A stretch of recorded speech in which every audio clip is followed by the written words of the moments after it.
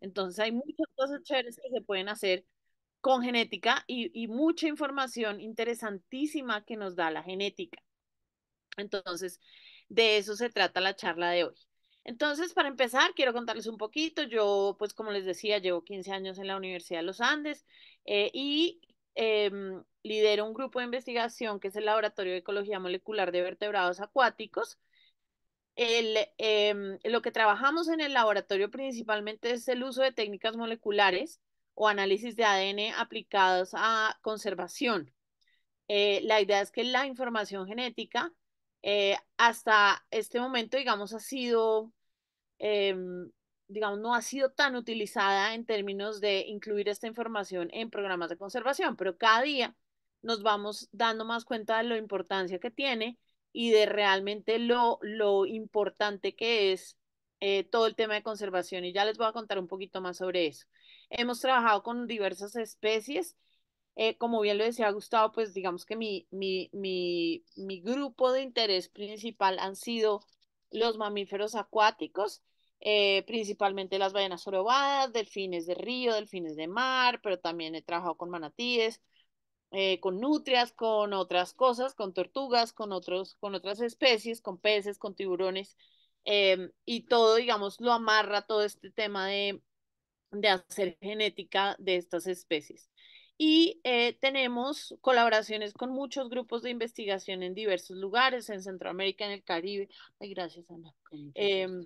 Y en muchos lugares en Brasil. Entonces, como les decía, todos estos trabajos y sobre todo cuando uno trabaja con especies que se mueven distancias tan enormes, que tienen poblaciones muy grandes, que están distribuidos en lugares que pueden ser la frontera de 7, 8 países, pues quiere decir que necesitamos trabajar en colaboración.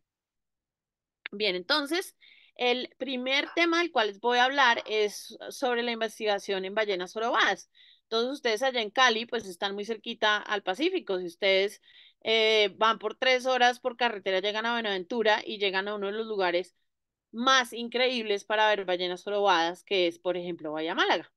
Entonces, en Bahía Málaga fue donde yo empecé estudiando estas ballenas durante mi tesis de pregrado y por eso es que yo le digo siempre a la gente que conozco y en las charlas que doy que yo básicamente sigo haciendo básicamente lo mismo que hice durante mi tesis de pregrado. Entonces, fíjense lo que puede pasar cuando uno se apasiona tanto por un tema y se enamora tanto de un tema que algo que era una tesis de pregrado se vuelve en una carrera de vida. Entonces, pues ese es lo que les voy a contar hoy sobre las ballenas jorobadas en las zonas de cría del Pacífico Este y en zonas de alimentación en la península antártica. Como les decía, este es un trabajo realizado en colaboración con muchísimas personas de muchos países investigadores de los Estados Unidos, de Colombia, de Nueva Zelanda, eh, y acá de Chile, entonces pues hay mucho trabajo y muchas amistades detrás de todo esto. Entonces, tal vez algunos de ustedes conocen, digamos, o saben que las ballenas jorobadas vienen acá a lo que se llaman las zonas de reproducción y cría. Estas zonas que están en este mapa son básicamente la zona del Pacífico colombiano, todo el Pacífico colombiano, pero también está hacia el norte, las ballenas pueden llegar para sus zonas de cría hasta Panamá, Costa Rica, algunas se quedan en Ecuador y sabemos que algunas también pueden ir hasta las Galápagos a tener a sus crías. Tal vez de las Galápagos es hasta el momento donde menos información tenemos, pero sabemos que son la misma población que viene a tener sus crías aquí en Colombia. Una pregunta que generalmente me hacen es ¿por qué migran hasta acá? ¿Por qué llegan tan lejos? Primero que todo es muy interesante porque las ballenas que llegan a Colombia son, o que llegan a nuestras costas en el Pacífico, cruzan el Ecuador y casi ninguna población hace eso. O sea, las nuestras son bien particulares en eso. Ya les voy a mostrar otra historia que está relacionada con eso. Por otro lado, ¿por qué viven acá? Porque ellas se quedan en las zonas costeras, en donde las costas están protegidas, son primero agüita caliente y además son zonas, son bahías cerradas, bastante protegidas de predadores. ¿Quiénes pueden ser los principales predadores de las ballenas jorobadas? Las orcas, por ejemplo. o podrían ser tiburones de gran tamaño. Entonces, estos animales, estos predadores, no tienden a, o sea, algunas veces se ven, pero no es tan frecuente que entren a estas zonas, digamos, a estas bahías más protegidas. Entonces, eso hace que se vuelva un lugar perfecto para poder tener una cría, bien, y para poderla cuidar, poderla proteger de esos grandes predadores. Por otro lado, como ustedes saben, los bebés de las ballenas nacen sin una capa de piel, de grasa, perdón, en la piel gruesa que los proteja del frío. Entonces necesitan nacer en aguas cálidas, ¿cierto? Para, pues, que no, digamos, que no tengan esa presión, digamos, del frío, que las pudiera, digamos, que las pudiera básicamente matar ese frío. Entonces, por eso es que estas zonas son tan importantes para zonas de cría. Ahora, muchas veces nos preguntamos, bueno, y oímos por ahí en noticias, etcétera, no, que el plan de de expandir Buenaventura o de hacer un puerto en Tribugá, etcétera. ¿Qué implicaciones tendría eso para las ballenas? Pues básicamente las ballenas llevan viniendo a estas costas a tener a sus crías probablemente miles de años. Y entonces, si nosotros construimos un puerto o modificamos estas zonas, donde vienen las ballenas a tener sus crías, pues básicamente ellas se quedan sin ese lugar, sin esa guardería. Entonces, generaríamos un problema bastante complejo para estos animales. Entonces, eso es bien importante tenerlo en cuenta. Ahora bien, cuando las ballenas están acá, las ballenas no se están alimentando. Recientemente, de pronto ustedes en videos o algo vieron que hay reportes, por ejemplo, de alimentación de ballenas jorobadas en Perú. Entonces, en Perú, primero, hay mayor productividad marina, entonces puede que haya más peces de pequeño tamaño que las ballenas puedan consumir, pero normalmente ellas en estas zonas no se alimentan. ¿Por qué? Porque aquí no hay tanta comida, básicamente. Y si ellas tuvieran que gastar el tiempo y la energía buscando comida, pues básicamente no tendrían ni el tiempo ni la energía para poder cuidar ese bebé.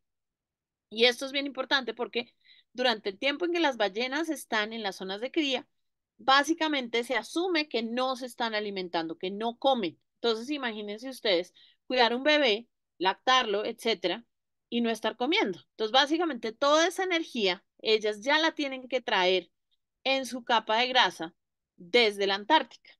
Entonces, esto como veíamos eran las zonas de cría, pero tenemos también lo que son las zonas de alimentación. Entonces, las ballenas básicamente lo que hacen es cada año, como tal vez algunos de ustedes ya lo saben, hacen una migración de más de 8.000 kilómetros entre lo que es la península antártica, que es lo que están viendo acá, esta zona específica de la península antártica, que es el norte de esa península antártica, una zona que se llama el estrecho de Gerlache, que está acá señalada.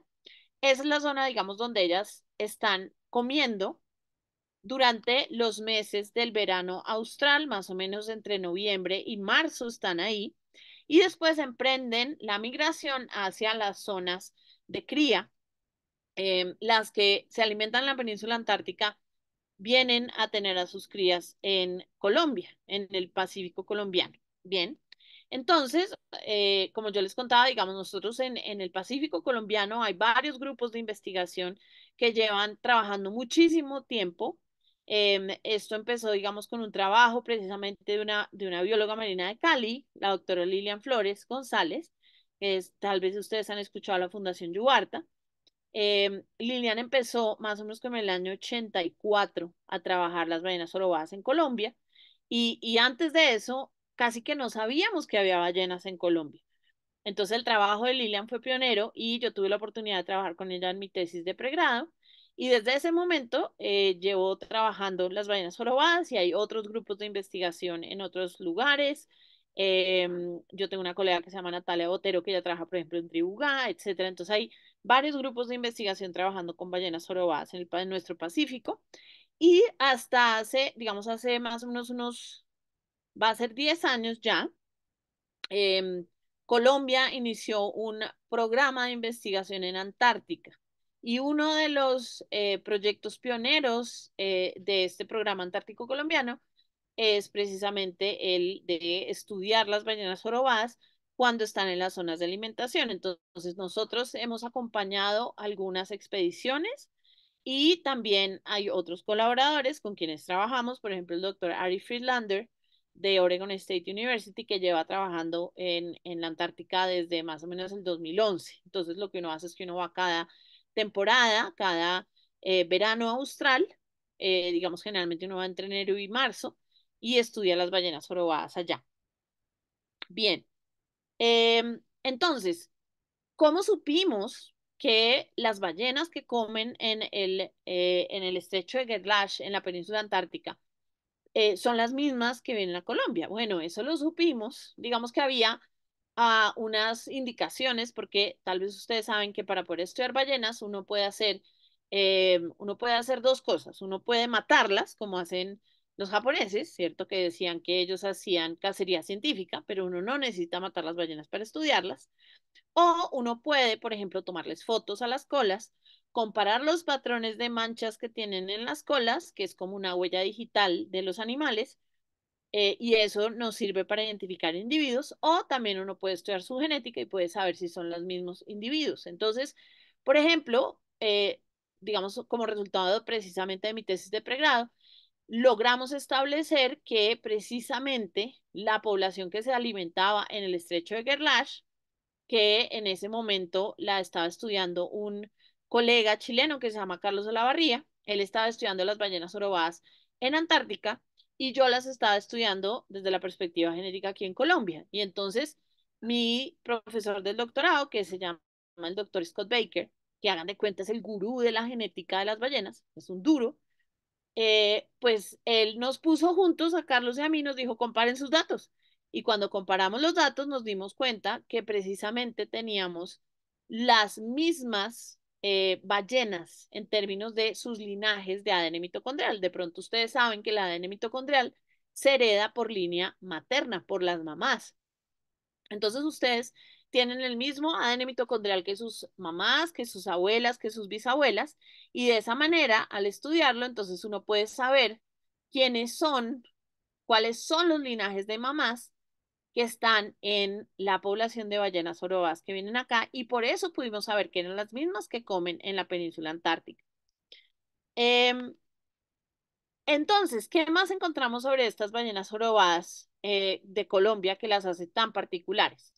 Cuando hicimos más estudios y comparamos las características genéticas, las características precisamente de estos linajes maternos, con los de otras poblaciones de ballenas jorobadas que se reproducen en otras zonas del Pacífico Sur, por ejemplo, en estas islas de la Polinesia que uno, como que uno ni sabe en dónde quedan en el mapa, por ejemplo, Polinesia Francesa, las Islas Cook, Tonga, Nueva Caledonia, el oeste de Australia, etcétera.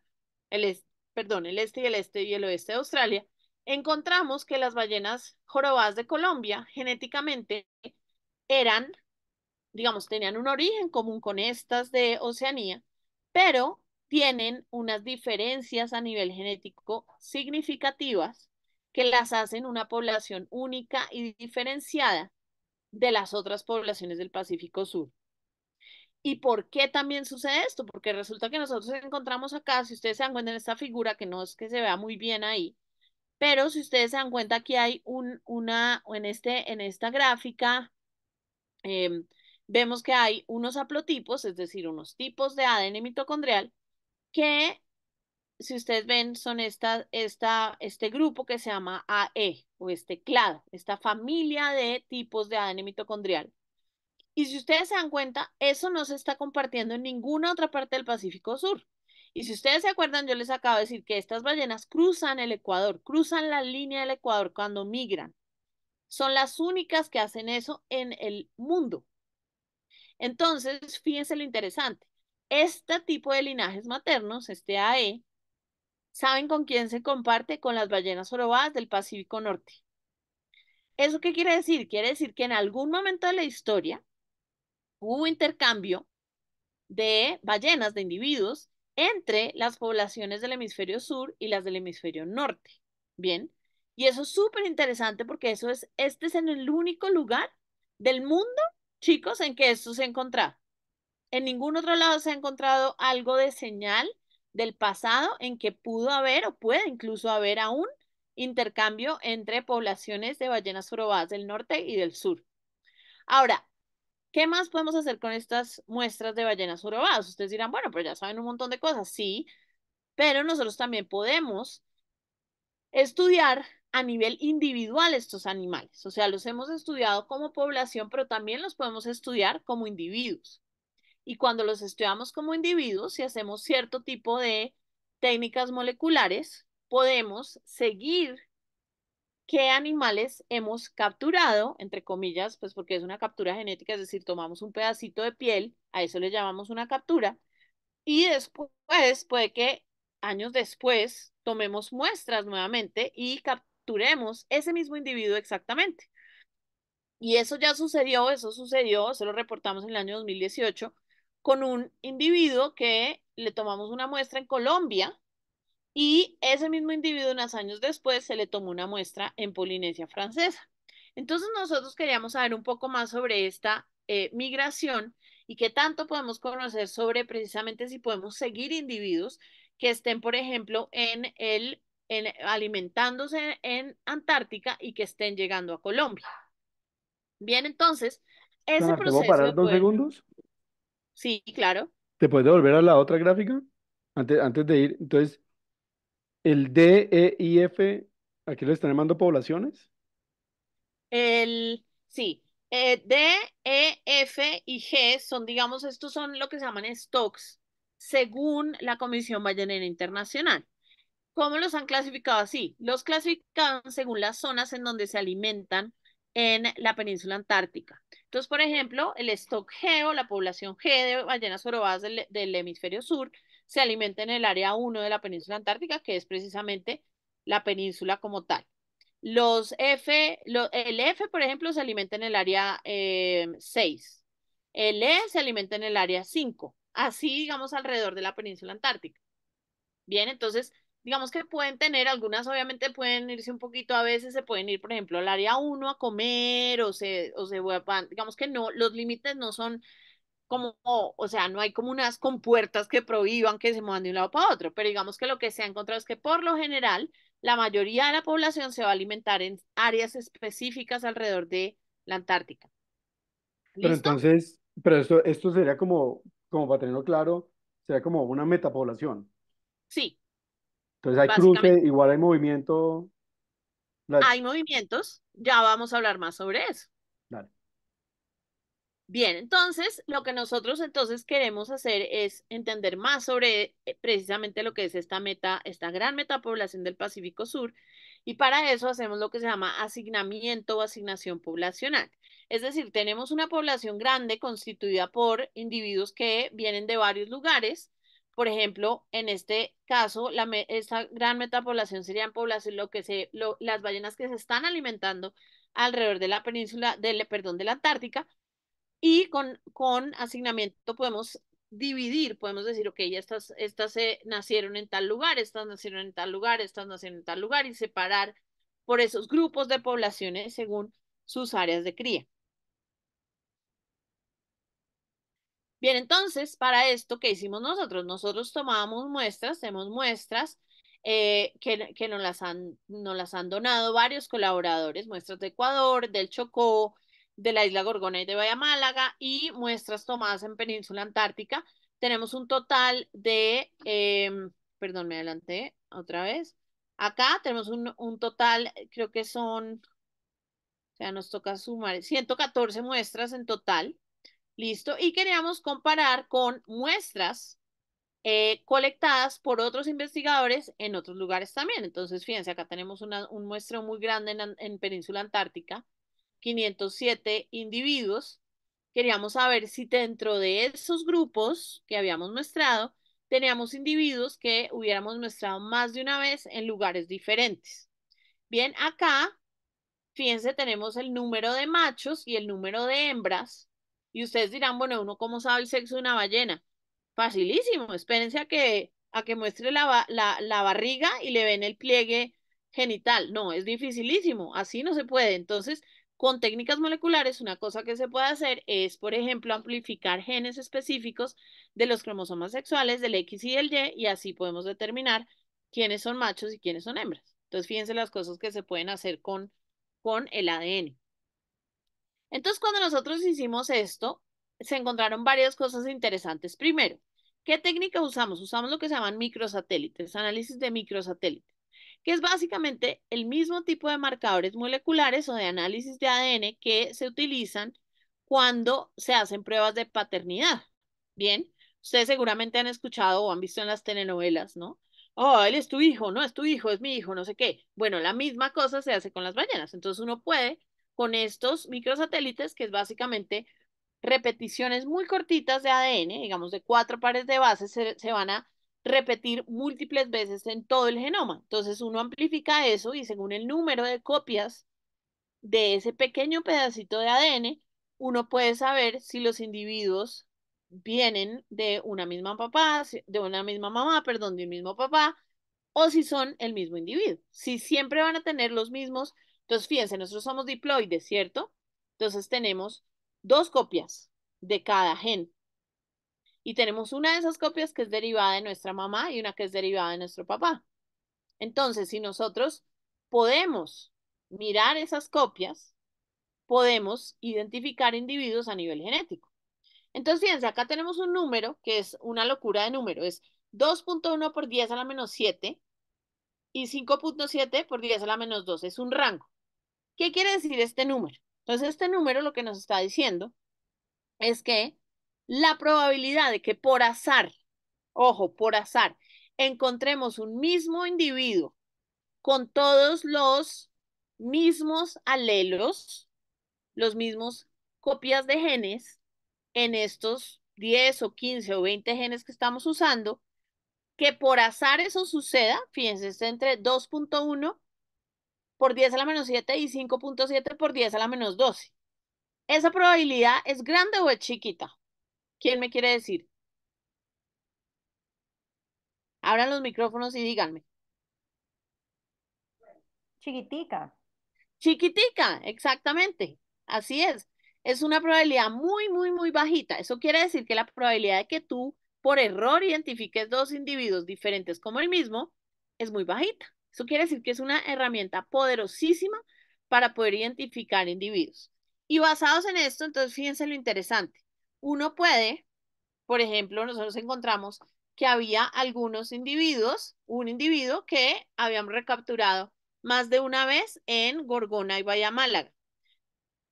Tenemos algunos también que habíamos recapturado varios años seguidos en el Chocó, listo. Y tenemos algunos también que, dos en este caso, que, fíjense, los capturamos una muestra en la península antártica y también en el Pacífico colombiano. Entonces tenemos aquí la demostración de individuos que vuelven una y otra vez a nuestras costas a tener a sus crías. Bien. Ahora, la mayoría de estos individuos son hembras. Hey, Rosario, hello.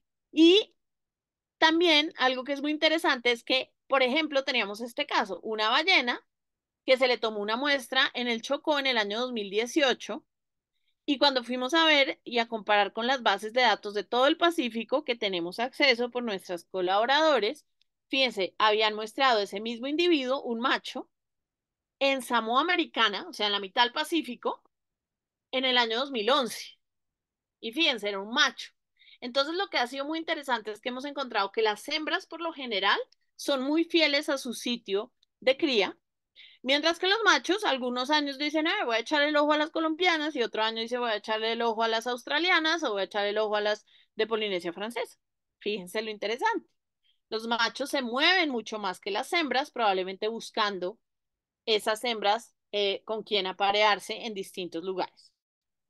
Entonces, claro, esto que nos demuestra, tenemos una metapoblación, hay algo de intercambio entre lugares, ese intercambio entre lugares lo llevan a cabo principalmente los machos, ¿cierto? Probablemente hay alguna que otra hembra que también se mueva así, pero los machos tienden a moverse mucho más frecuentemente entre distintos lugares de cría.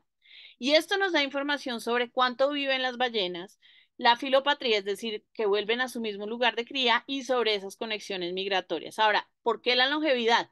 Pues resulta que una de esas muestras que analizamos resultó que tomamos una muestra en el año 2000, otra vez en 2018 en Chocó, que ya le habíamos tomado una muestra a esa ballena en el año 1991 en Gorgona.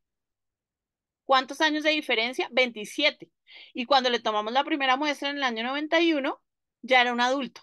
Entonces sabemos que ese animal tiene al menos 27 años. Entonces fíjense lo interesante.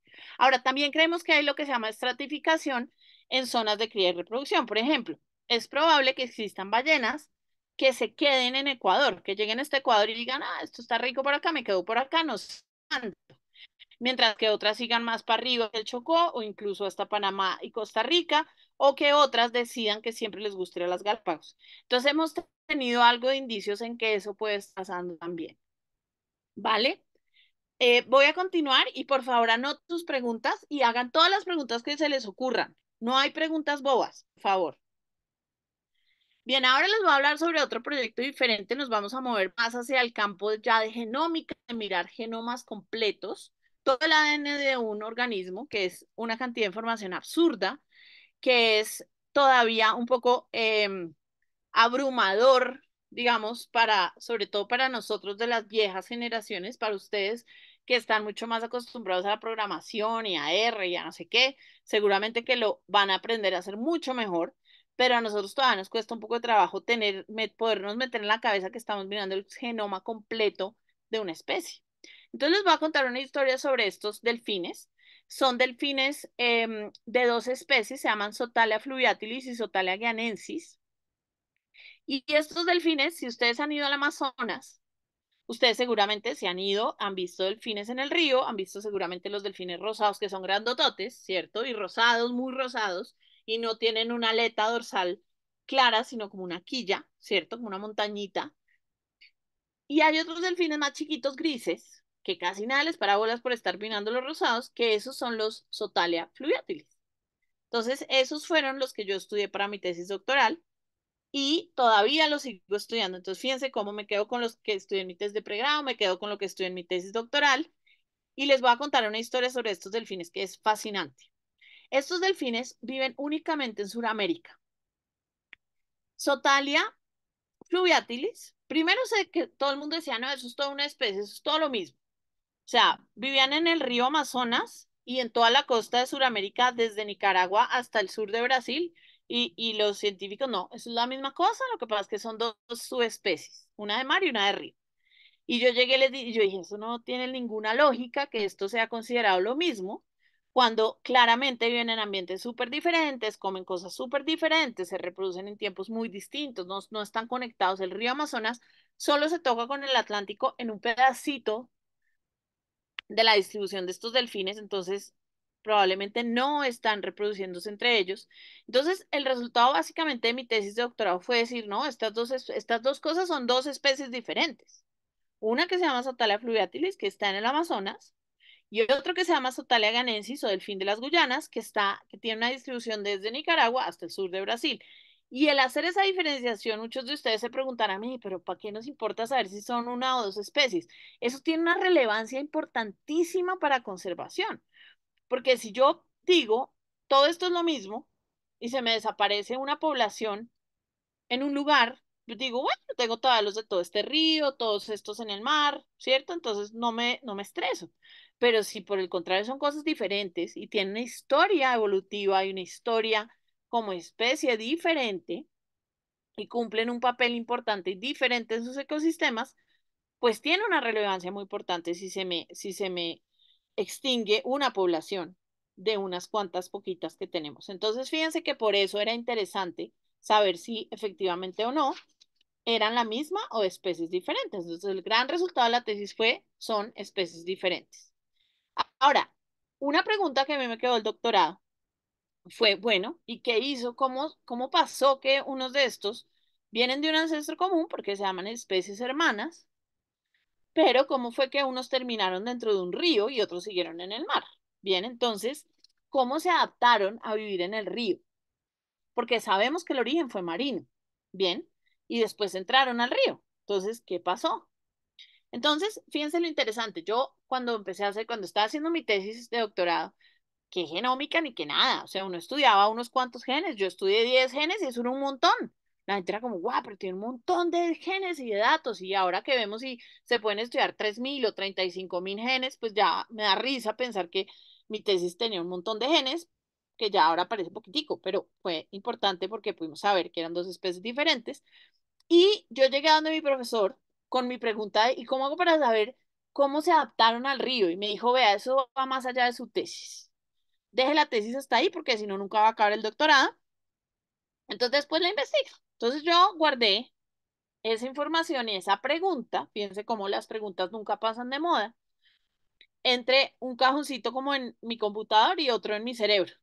Y en algún momento, ya después, cuando ya era profesora y con un excelente estudiante que en ese momento estaba en la maestría, pero él había hecho el pregrado conmigo también, surgió la posibilidad de investigar, bueno, cómo fue que se adaptaron, o sea, qué es lo que hace que se hayan podido adaptar a la vida en el río. Y encontramos que en el genoma de la mitocondria es muy importante, ¿por qué? Porque es la máquina, es lo que genera la energía para las células, ¿cierto? Y con él encontramos que había un gen en ese genoma de la mitocondria que tiene 16 genes, es un gen chiquitico circular, que es único, es separado del genoma que hay, de los genes que hay en los cromosomas, en el núcleo de la célula. O sea, uno nunca le dice, uno siempre le dicen, el ADN está dentro de los cromosomas, que está en el núcleo de la célula, pero a uno casi nunca o nunca le han contado que también hay otros genes en, en la mitocondria. Entonces, miramos ese genoma de las mitocondrias y encontramos que había unas diferencias importantes entre el genoma de la mitocondria de este delfín que vive en el río y el que vive en el mar, su especie hermana. Y que esa diferencia estaba relacionada con la capacidad o la eficiencia en producir energía en la mitocondria. O sea, eso es como a uno bien nerd, bien científico, pues eso le revienta la cabeza. Entonces, wow, ¿cómo así? Pues resulta que vivir en el río es energéticamente más costoso que vivir en el mar. Y eso se veía reflejado en las adaptaciones que tenían estos delfines a nivel de su genoma mitocondrial para producir ciertas proteínas con unos cambios que les permitían ser más eficientes para generar energía. Entonces eso nos llevó a decir, bueno, si encontramos eso en este genoma chiquitico, ¿qué pasaría si investigamos el genoma completo de estos delfines? Entonces lo que hicimos fue una aproximación que se llama Shotgun Genomics o Shotgun Sequencing, eh, que es que básicamente es analizar el genoma generando como muchísimos, eh, literalmente disparos en el sentido de muchas lecturas muy corticas que después se ponen juntas y se completan genes completos. Bien, de eso se trata esta técnica. Entonces lo que nosotros hicimos fue mirar, tener dos muestras de los de río y dos muestras de los de mar y hacer este análisis de los genomas completos. Adicionalmente, lo que nosotros queríamos hacer era poder comparar los genomas que estábamos generando con genomas de otras especies de otros delfines, por ejemplo, este delfín que se llama Susa chinensis, que es un delfín también costero que vive en las costas de China y Taiwán, y Tursiops truncatus, que seguramente ustedes lo conocen, que es el delfín nariz de botella, que es para quienes hay como mejores datos a nivel de genomas completos. Bien, entonces, fíjense, nosotros primero lo que hicimos fue mirar los resultados en general y fíjense lo que nos salieron 90 millones de secuencitas corticas, lo que se llaman reads, pero eso son secuencias muy cortitas, para cada muestra. O sea, 90 millones de secuencias. Eso es un montón. Entonces necesitamos tener una capacidad computacional muy grande para poder analizar esas lecturas y unirlas, unir pedacitos y después poder comparar esos pedacitos con los genomas de otros delfines que ya están anotados. ¿Qué quiere decir que un genoma esté anotado? Que ya sabemos a qué gen corresponde ese pedacito de genoma. Podemos decir, este gen corresponde al gen que codifica para generar tal proteína. A eso se refiere un genoma anotado. Bien, entonces lo primero es que lo que hicimos fue comparar genomas con las otras especies que estábamos mirando y viendo que también se unían unos con otros, que tanto compartían y comparten bastante. Eso nos daba también una idea de la calidad de nuestros datos, de que no estábamos, por ejemplo, secuenciando bacterias que estuvieran pegadas al, o sea, ADN de bacterias que estuviera con el ADN de los delfines. Entonces, sí, efectivamente tenemos genomas de delfines. Y después lo que hicimos fue mirar ya a nivel del alineamiento, esto que se ve en morado acá. Aquí tengo con qué señalar, a ver.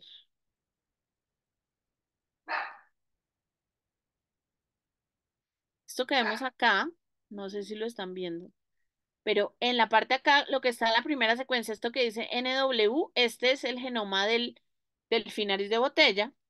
Y todo lo que vemos acá debajo son pedacitos de genoma de estos delfines, de Sotalia guianensis y Sotalia fluviatilis.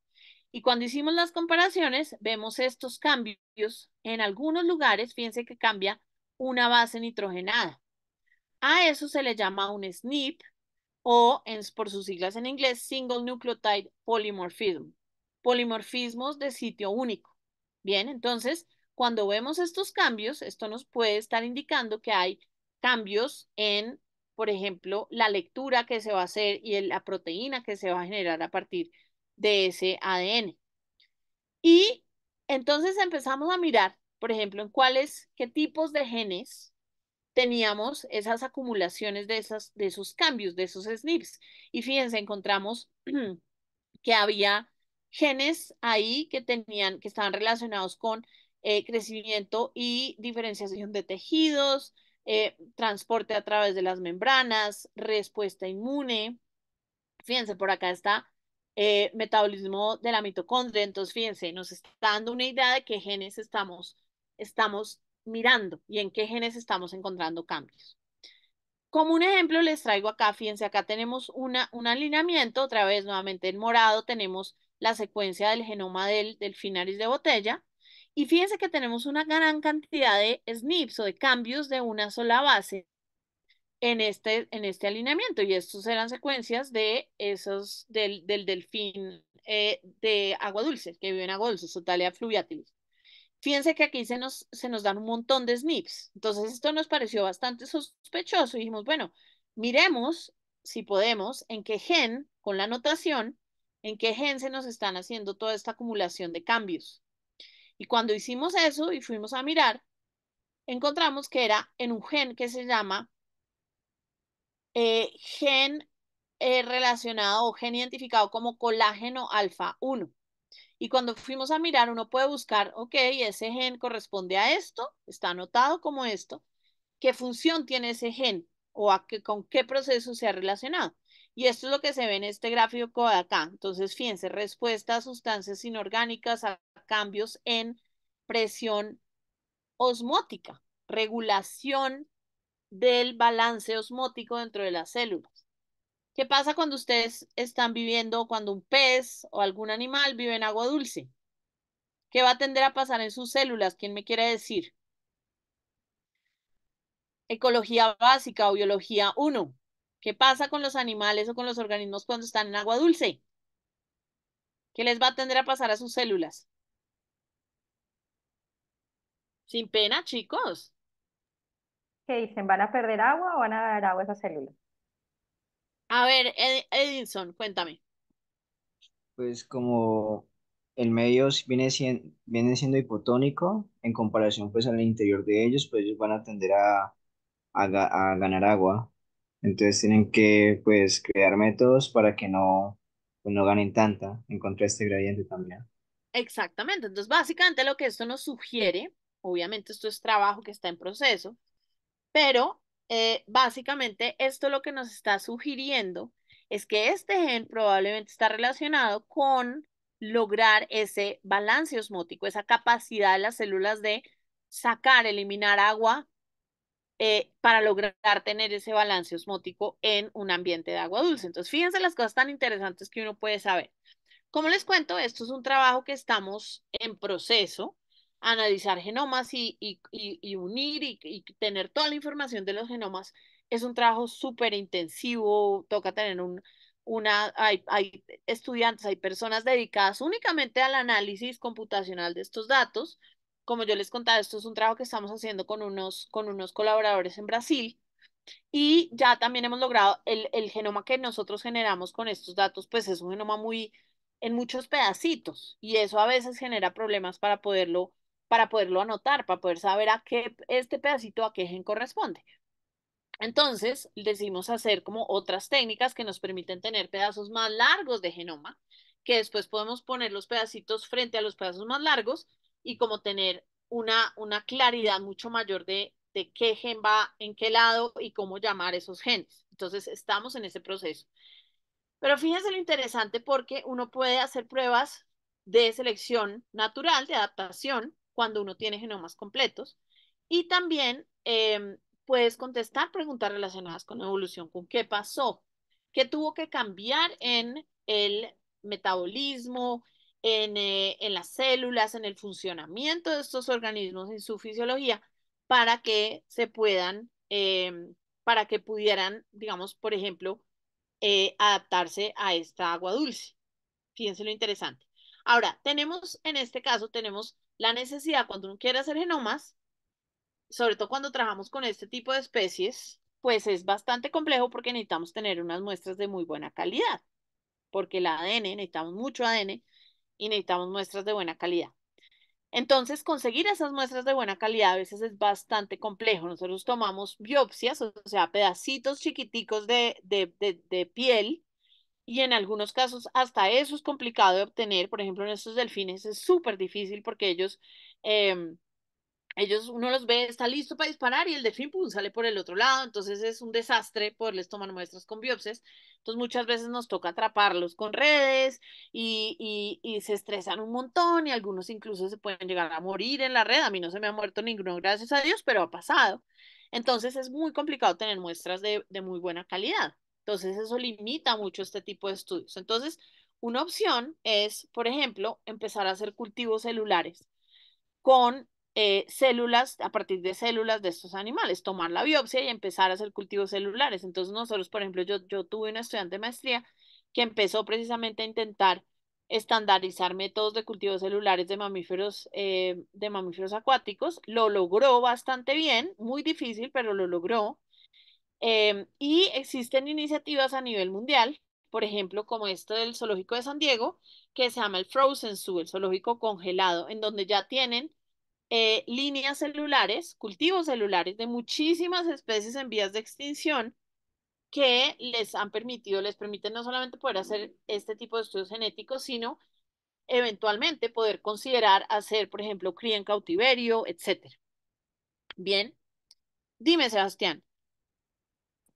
Yo tenía una pregunta en cuanto a lo del cultivo celular, pues la mayoría de veces cuando uno hace cultivo celular, pues de que no son de células cancerígenas, pues siempre no duran muchos pases cuando, pues así. Entonces ellos hacían transformaciones de esos tejidos que tomaban para hacerlos tipo líneas celulares o cómo hacían para que durara más de unos cuantos Sí, pases esa línea sí, celular. efectivamente. O sea, digamos en el Frozen Zoo, ellos usan este virus que ayuda a que las líneas se vuelvan básicamente inmortales.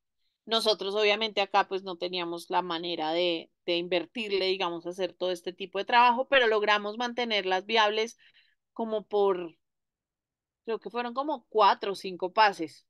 Entonces, lo chévere es que si tú lo que quieres es no hacer como una línea celular, sino tener suficiente ADN de buena calidad para hacer genómica, digamos, con ese número de pases lo puedes lograr. O sea, puedes lograr tener suficiente cantidad de muestra de células para poder trabajar. Pero nuevamente es un proceso complicadísimo lograr hacer esos cultivos celulares y que no se te contamine nada más, porque pues nada, o sea, vienen de agua. Entonces tú lanzas el dardo, coges la piel, pero queda en el agua, entonces toca hacer unos pasos adicionales de limpieza, mucho más antibiótico en el cultivo para poder evitar contaminación, etcétera. ¿Te respondo tu pregunta? Sí, muchas gracias. Chévere. Bien, y ahora me voy a mover a otro tema que es fascinante, que es una técnica de la cual yo sinceramente sigo enamorada. Empecé a trabajar en esto en el 2019 en colaboración con varios de mis estudiantes. em, Y ha sido fascinante y es una técnica que ojalá todo el mundo tuviera la posibilidad de aprenderla y de hacerla alguna vez en su vida, que es el análisis de ADN ambiental.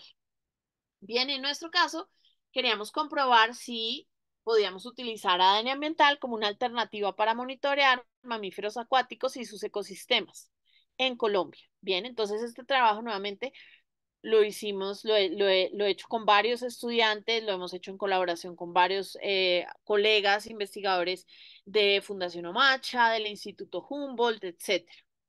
Entonces les voy a mostrar de qué se trata esto del ADN ambiental. Entonces, generalmente, y seguramente ustedes han aprendido en sus cursos, que uno puede utilizar diversas técnicas para monitorear animales principalmente, ¿cierto? Entonces uno puede, por ejemplo, hacer un seguimiento directo de los animales. Uno puede buscarlos, uno puede tomarles fotos, uno puede seguirlos, etcétera. En algunos casos y con ciertas especies, ver el animal como tal va a ser muy difícil. Entonces uno lo que hace es buscar rastros de lo que quedó de cuando comieron, o heces, etcétera. O, en últimas, uno podría marcar los animales, ¿cierto? Como se hace con un marcaje, por ejemplo, satelital y poderlo seguir, con un marcaje de radiotelemetría o satelital, etcétera, y poderlo seguir.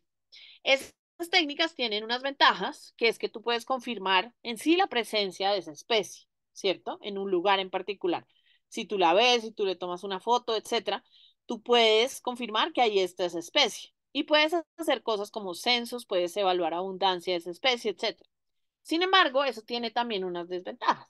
¿Por qué? Porque seguir animales en su medio natural puede ser muy costoso, sobre todo cuando estás trabajando con animales acuáticos. El costo de horas en una lancha, gasolina, pagarle a un marinero que te lleve pues, al señor de la lancha, todas las cosas, puede ser muy, muy costoso. Y también vas a invertir muchísimo tiempo y muchas veces puedes salir al mar y puede que no veas nada. Entonces, pues uno dice como, no, qué frustración, pero puede que los animales estuvieran ahí y simplemente no los viste, no pasaste por donde era, etcétera. Por otro lado, no podemos conocer otros aspectos de la comunidad biológica que estás estudiando, porque estás enfocado como en la especie que estás siguiendo, no puedes saber nada más de lo que hay ahí. Entonces, fíjense lo interesante, existe esta alternativa que se ha vuelto mucho más popular en los últimos años, que es el estudio del ADN ambiental. Y es algo que uno casi nunca piensa, pero uno cuando uno camina, cuando uno va al baño, en todos los lugares tú estás dejando tu ADN. Y lo mismo va a suceder con todos los animales que están en el ambiente, en cualquier tipo de ambiente. Tú puedes sacar ADN ambiental del agua, del suelo, incluso lo han sacado del aire. ¿Cómo funciona eso? Cuando los animales, por ejemplo, animales acuáticos están en el agua, van a soltar ADN en sus heces, en la orina, si se cortan, dejan por ahí celulitas de sangre, pueden también como perder, ¿cómo se dice? Como cuando uno se descarapela, que pierde pedacitos de piel, de todas esas fuentes puedes sacar ADN. Entonces, lo increíble de esta técnica es que tú puedes colectar agua, puedes filtrar el agua.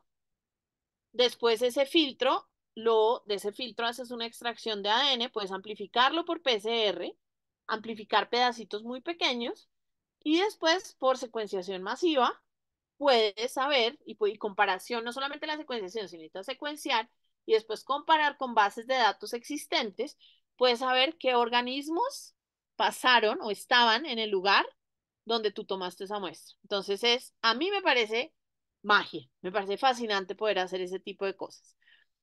Entonces, los objetivos de esta parte del trabajo fue evaluar el uso de ADN ambiental para detectar presencia de mamíferos acuáticos en diversos ecosistemas colombianos y intentar describir comunidades de vertebrados a partir de ADN ambiental. Entonces, fíjense, nosotros hemos hecho muestreos en varias regiones del país, hemos trabajado en el Caribe, en la Orinoquía, en la Amazonía, en el Pacífico, en el Magdalena, hemos hecho en muchos lugares ya del país esta técnica de ADN ambiental. Y en el Caribe, por ejemplo, fue una nota porque nos fuimos con estudiantes de mi laboratorio.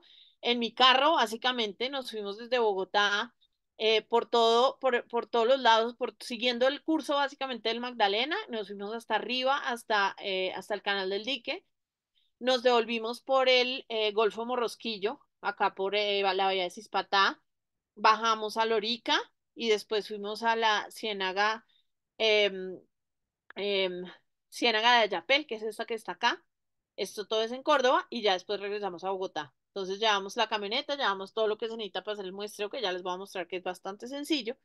Y después uno de mis estudiantes tuvo la oportunidad de ir a muestrar en el Golfo Urabá, que es súper interesante porque, como ustedes saben, por todo el tema de conflicto, pues son regiones donde no se ha hecho casi nada en términos de ciencia, pues por los riesgos de seguridad y todo eso. Entonces, uno de mis estudiantes tuvo la oportunidad de ir y muestrar, por ejemplo, en lo que se llaman las bocas del río Atrato, que nadie sabe qué hay ahí, porque se ha hecho muy poquito esfuerzo de investigación en estas zonas.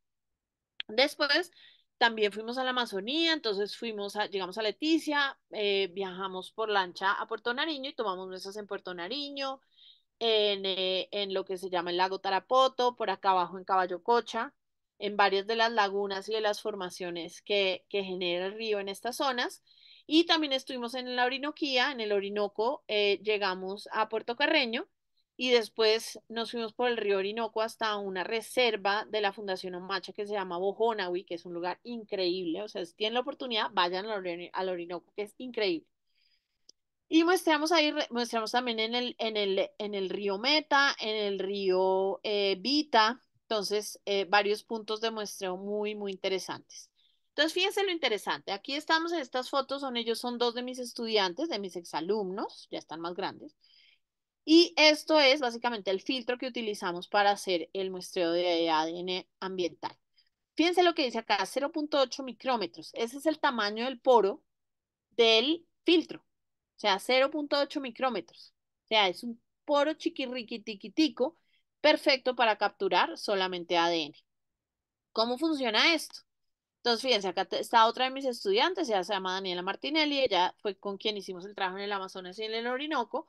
Y fíjense lo que está haciendo Dani. Ella básicamente, como se hace, es que uno compra este kit, que es donde viene el filtro, unas jeringas, y nosotros le llamamos a este método, si ustedes leen sobre estudios de ADN ambiental o van a ver en conferencias y eso, la gente aquí entre nos es histérica. No, se me va a contaminar. Y entonces tienen que llevar 1000 filtros y 1000 frascos y 1000 cosas elegantísimas, carísimas además, para hacer esos muestreos. Entonces, nosotros no lo hacemos ahí. Yo le puse al método de Colombian Way to do DNA, porque eDNA, como ADN ambiental a la colombiana.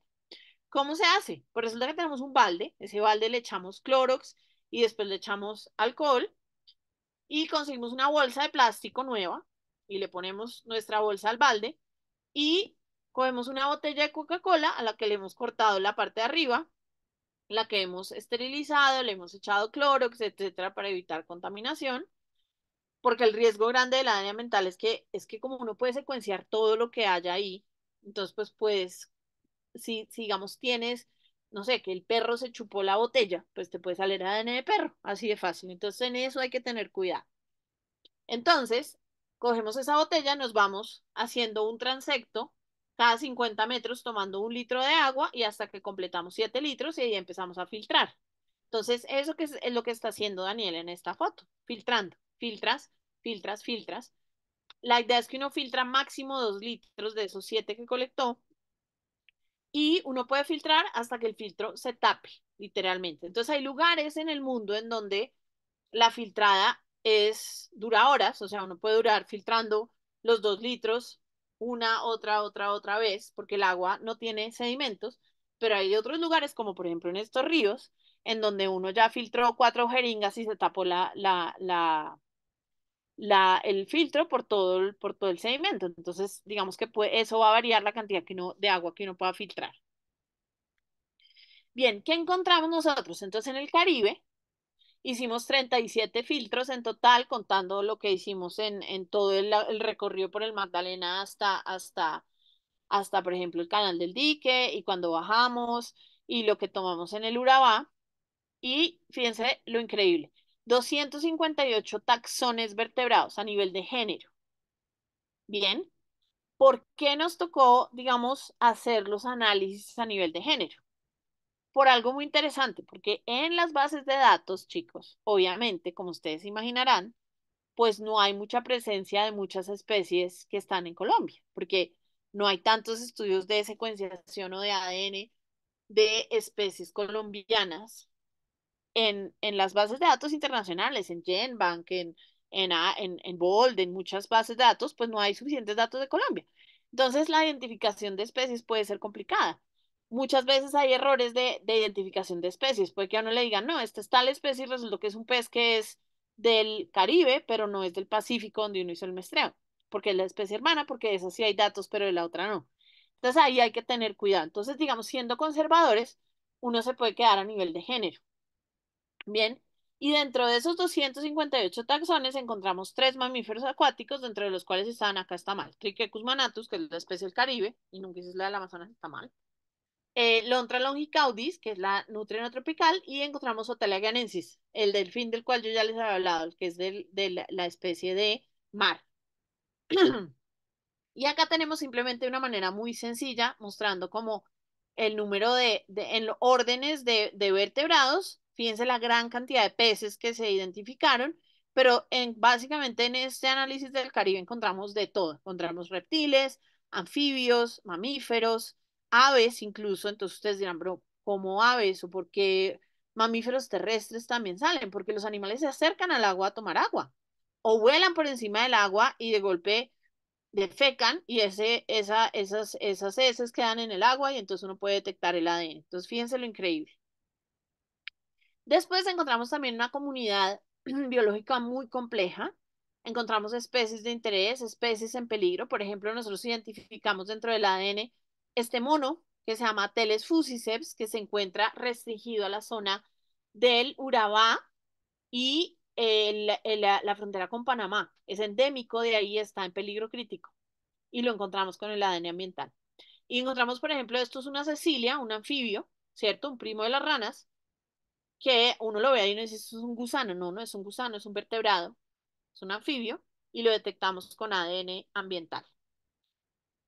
Después, esto es una manera de mostrar esos resultados. Entonces, fíjense, cada uno de estos lugares, esto es la Ciénaga de Chucurí, el río San Juan, la Ciénaga de Paredes, etcétera. Entonces, fíjense, el número, cada una de estas barritas representa un filtro y lo que ustedes ven en colores diferentes son los distintos géneros de peces y de tetrápodos que encontramos en los distintos lugares.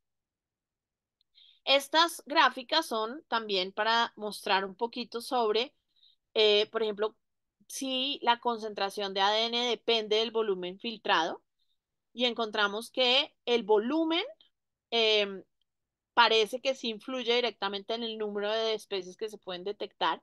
Sin embargo, no encontramos una relación fuerte entre la concentración de ADN y la cantidad de especies, la cantidad de ADN que se extrajo y la cantidad de especies detectadas. Entonces no es como, digamos, no hay una relación tan lineal entre esos dos, entre esas variables.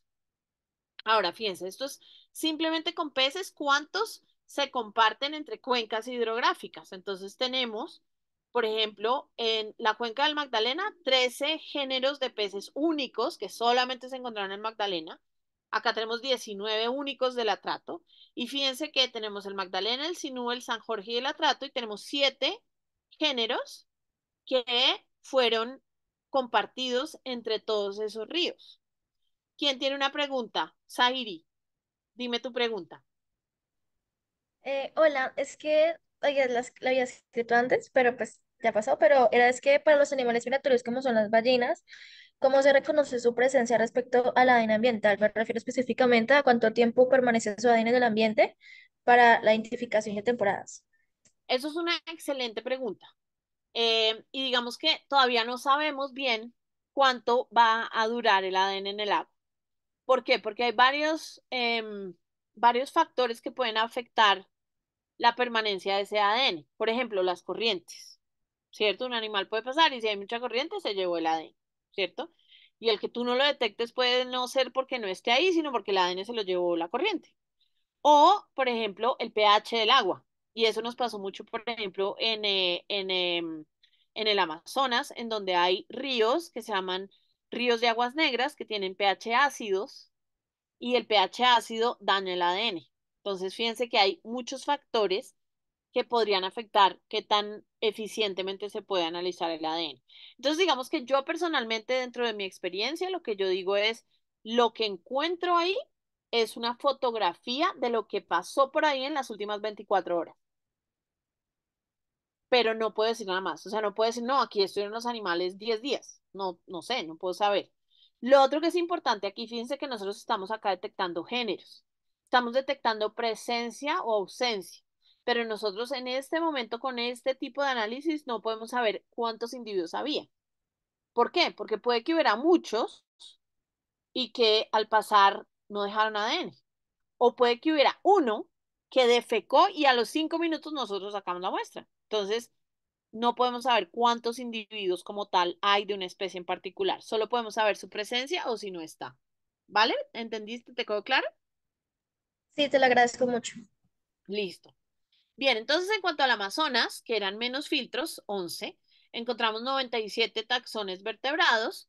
Dentro de ellos, los dos mamíferos acuáticos, pues que esperábamos encontrar, que era Inia geoffrensis y Sotalia fluviatilis. No encontramos, por ejemplo, el manatí amazónico, que es Triquecus inunguis. No lo encontramos y fue como, ¿por qué no lo encontraríamos? ¿Será que no estaba o será que el pH del agua influenció los resultados, etcétera? Y fíjense acá nuevamente, muchísimos peces. Acá encontramos también muchos mamíferos y incluso muchos mamíferos terrestres. Y tenemos también aves, un montón de aves y anfibios. Acá no encontramos reptiles.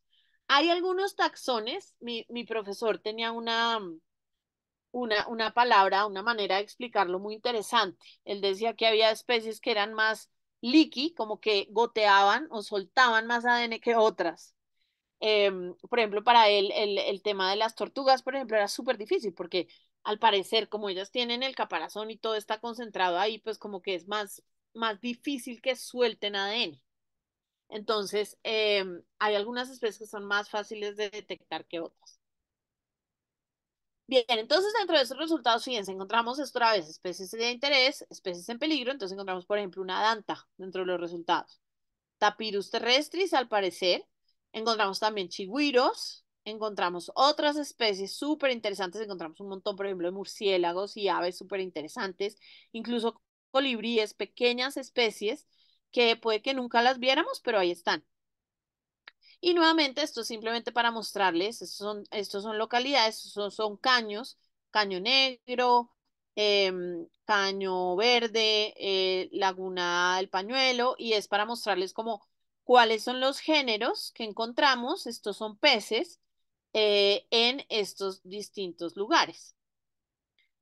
Y esto es algo similar. Esto, por ejemplo, son tetrápodos. Entonces, fíjense, acá tenemos, por ejemplo, aquí está Inia, aquí está el delfín rosado es este verde.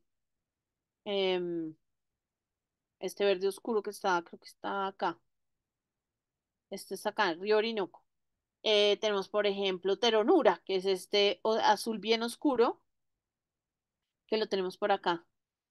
Entonces, fíjense lo interesante. Entonces, uno acá nuevamente puede saber un montón de cosas sobre, no solamente sobre la especie de interés, sino sobre la composición de otras especies o la composición de la comunidad como tal.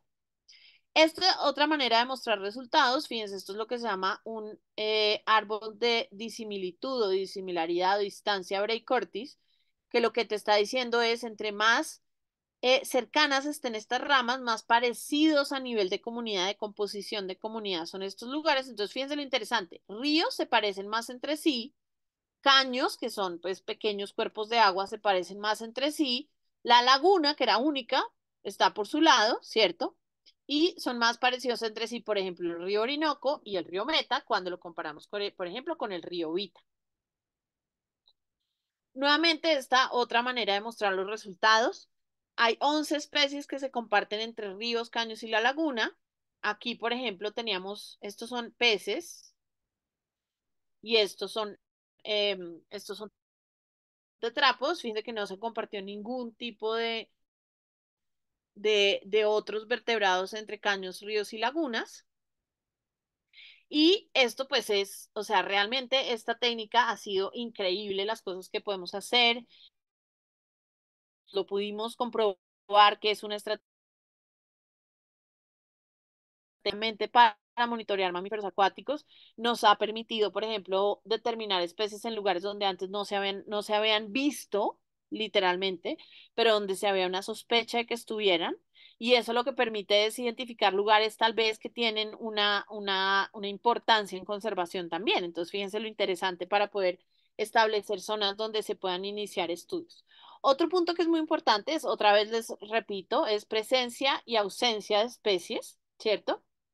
Em, no podemos conocer la abundancia de individuos. No, solo podemos decir está o no está la especie, pero no podemos saber cuántos hay. Y lo otro que es increíble, que es una nota, que es tal vez lo que más me gusta del ADN ambiental, es que esto puede ser fácilmente utilizado en proyectos con distintos grupos de personas. O sea, ustedes no tienen que ser necesariamente biólogos para poder aprender a usar esta técnica. Nosotros hemos hecho este trabajo con personas de comunidades locales, sobre todo en el Pacífico. Uno de mis estudiantes, él se llamaba Oscar Caicedo, hizo su maestría conmigo y él iba a hacer un trabajo súper interesante porque era estudiar la comunidad de vertebrados en el Golfo de Tribugá. Entonces siempre iba a mostrar 4 puntos en ese golfo, pero lo iba a mostrar durante 4 meses donde hay lo que se llama la migración de sardina, que es entre, digamos, febrero a mayo. Entonces iba a mostrar febrero, marzo, abril y mayo. Y después iba a mostrar agosto, septiembre, octubre y noviembre, que es cuando están las ballenas jorobadas. Entonces queríamos ver si había algún cambio significativo en la composición de la comunidad de vertebrados en esa zona. Obviamente mi estudiante de maestría pues no podía estar allá meses de meses, ¿cierto? Haciendo ese muestreo, pues porque lo echaban de la universidad, porque tenía que ir a clase. Entonces fue interesantísimo porque tuvimos la oportunidad de capacitar 3 muchachos jovencitos de la comunidad local en Coquí, que es donde nosotros trabajamos, ahí en el Golfo de Tribugá, cerquita a Nuquí. Nosotros los entrenamos para hacer este muestreo. Y fue increíble porque ellos lo aprendieron a hacer perfecto. Entonces, ¿cómo se hace que se toca ponerse los guantes y tomar el agua de esta manera y cambiar la bolsa y hacer esto y limpiar de esta forma y hacer la toma y filtrar el agua así y después hay que ponerle un buffer, una solución para preservar este filtro? Lo aprendieron a hacer perfecto y los resultados fueron impresionantes. O sea, el cambio en comunidad, o sea, hay unos cambios significativos en qué especies están presentes en distintas partes del año en esta zona del Pacífico. Y esto lo pudimos hacer por los muchachos de la comunidad. Entonces, fíjense lo increíble las cosas que se logran hacer. Ahora, hemos hecho varias publicaciones de estos trabajos. Ya tenemos bastante, digamos, información sobre ADN ambiental en distintos lugares en Colombia. La idea es continuar haciéndolo. La idea es poder entrenar más personas y hacer precisamente el trabajo con personas de las comunidades locales, que es increíble realmente, y ver cómo la gente se apropia de los resultados. Después nosotros hemos hecho, pues la idea es devolver esa información, pues porque ellos mismos fueron eh, quienes se entrenaron, hicieron la toma de datos y lo peor que uno puede hacer, sobre todo cuando uno tiene ese interés y quiere trabajar con comunidades, es ir al lugar, trabajar con la gente y después desaparecer. Y eso, tristemente, lo hacemos muchos biólogos o lo hemos hecho muchos biólogos. Vamos a un lugar, hablamos con la gente, sacamos lo que necesitamos, la muestra, la mata, no sé qué, y después nunca la comunidad vuelve a saber de nosotros. Y ese es el peor error que nosotros podemos hacer, porque la gente pierde la confianza y no le vuelve a creer a los científicos. Entonces es muy importante cuando ustedes hagan trabajos con comunidades, volver a los lugares, mostrar, mire lo que encontramos con el trabajo que ustedes nos ayudaron a hacer. Y eso ha sido increíble porque eso ha permitido, por ejemplo, una primera cosa que hicimos fue simplemente devolvernos y llevar unas impresiones, por ejemplo, de las especies que habían salido. Y en el Chocó fue increíble porque además salieron especies terrestres en agua de mar, porque claro, los ríos son tan caudalosos que llevan todo el ADN de especies de la tierra hacia el mar. Entonces tuvimos detecciones de un montón de vertebrados terrestres en agua de mar. Entonces fue increíble porque llevamos estas fotos de las especies, pasamos casa por casa presentándole a la gente, mire, nos salió esto y nos salió esto y salió esto. Y fue muy interesante porque la gente misma, ese pescado nosotros lo comemos de tal manera, o ese perro de monte lo vio Sutanito cuando fue a cazar con sus perros tal día. Entonces empieza a salir un montón de información de todo este conocimiento que tienen las comunidades. Entonces, fíjense, es una herramienta que es una técnica súper novedosa, que requiere todo lo último en secuenciación, etcétera, pero también es una técnica que es fácilmente, la información puede ser fácilmente llevada a ese conocimiento o comparada o, ¿cómo se dice? Como unida con el conocimiento tradicional de las zonas que tienen las personas de las comunidades locales. Y después lo otro que hicimos que fue muy lindo fue hicimos unos talleres de dibujo con los niños para aprender a pintar los animales que habían salido con el ADN ambiental. Y eso también fue increíble. Los niños salieron unos artistas increíbles. Después cogimos esos dibujos y los volvimos en unas ilustraciones para unas bolsas que están haciendo las mamás de todos esos niños para venderlas acá. Entonces ha sido un proceso muy lindo a partir de la ciencia que nos ha permitido, por ejemplo, conectar mucho más con la gente de las comunidades locales. Bueno, no es fácil hacer ciencia, todos ustedes seguramente lo saben, muchos de ustedes seguramente cuando dijeron en sus casas queremos estudiar biología, lo primero que les dijeron sus familias fue se van a morir de hambre, no se van a morir de hambre, frescos, no va a pasar, porque cuando uno hace las cosas con pasión, con ganas, con interés real y con corazón, las vainas salen, les va a salir la maestría, el trabajo, lo que quieren hacer y en lo que quieren trabajar. Entonces sí, no es fácil, pero es muy importante aprender y aplicar nuevas tecnologías, sobre todo en países como este, en donde hay tanto todavía por estudiar, donde no es nada fácil, pero donde es increíblemente gratificante trabajar. Y muy importante, acuérdense que uno tiene que trabajar en colaboración. Nadie hace nada solo. La soledad en la ciencia no los va a llevar a ninguna parte. Entonces, no solamente porque es mucho más divertido, porque uno al final tiene amigos en todas partes del mundo, entonces no, me invitaron a una conferencia en Brasil, voy a visitar a no sé quiéncito amigo y después voy a no sé dónde, entonces fíjense, uno tiene amigos en todo el mundo, pero sobre todo porque uno puede hacer trabajos mucho más grandes, mucho más con unas preguntas mucho más complejas cuando uno trabaja en equipo. Y con eso termino. Les quiero mostrar un video. ¿Cómo lo hacemos? A ver si lo puedo buscar. Bueno, nada, agradecer obviamente a la universidad, a la gente que nos ha donado fondos para poder hacer muchos de esos trabajos. Como ustedes saben, conseguir plata para hacer investigación en Colombia es un reto gigantesco, pero se logra y hay personas que apoyan estas iniciativas. Obviamente darle las gracias a mi profesor que me ha enseñado tantísimas cosas. Fíjense, yo todavía me refiero a mi profesora, si yo también sea profesora, y obviamente a todos los estudiantes que han pasado por el laboratorio que han sido fabulosos y que ahora mismo ya muchos están haciendo sus carreras en otros lugares y siendo increíblemente exitosos y grandes personas y grandes científicos. Entonces, con eso quiero terminar, quiero saber cuánto tiempo nos queda y quiero saber eh, si tengo como para mostrarles otro videito. Susana, tienes hasta las 6.